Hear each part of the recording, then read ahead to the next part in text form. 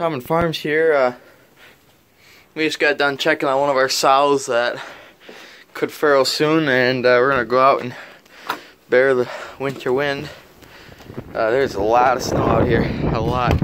I mean, if you look at that drift right there, that's freaking huge. There's no way you're gonna get past that without the snowblower hooked up. So we got that hooked up and we got it plugged in. Pigs are out eating.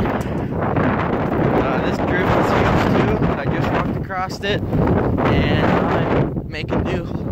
Rinsing it again. This drift is also huge. But that one right there in the center of the yard is probably the biggest.